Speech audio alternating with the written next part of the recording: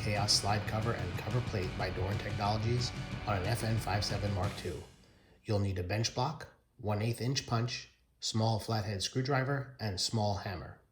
Let's get started. First, we'll drop the magazine and clear the pistol to make sure it's unloaded.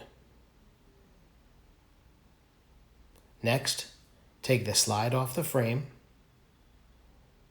then remove the barrel from the slide. Use your small flathead screwdriver to remove the windage adjustment screw from the rear sight blade. Use your thumb to put pressure against the sight blade spring to aid in removal. Next, we'll knock out the assembling spindle. Take note, the assembling spindle only comes out in one direction, from left to right. A good way to remember which direction is that the assembling spindle exits on the same side as the ejection port. And here's a tip to prevent damage to the factory slide cover. There's a small ridge on the left side of the slide cover where you'll be driving out the assembling spindle. Rest your punch on this ridge to help index your punch.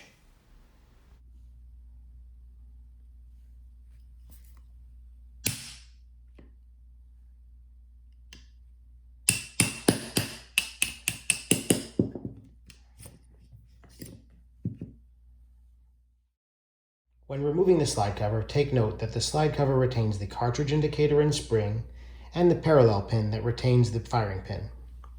Lift the back of the slide cover up, then move forward to remove. The DT-CAOS slide cover installs in reverse. Make sure all your parts are installed on the factory slide, then hold the DT-CAOS slide cover at a tilt. Install the front first, then push the back side down over the rear sight.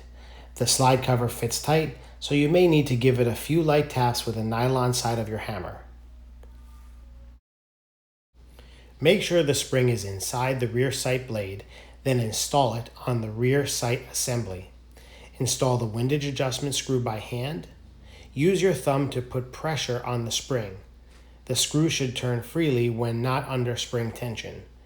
Be careful and be patient. It is very easy to cross-thread this screw. Look at it from all angles to make sure it's in straight. Once you're confident the windage adjustment screw is in straight, run it up the rest of the way with your small flathead screwdriver. Finally, drop in your DT-CAOS cover plate and install the included socket head cap screw. This screw has pre-applied thread locker, so you only need to give it a snug after it bottoms out.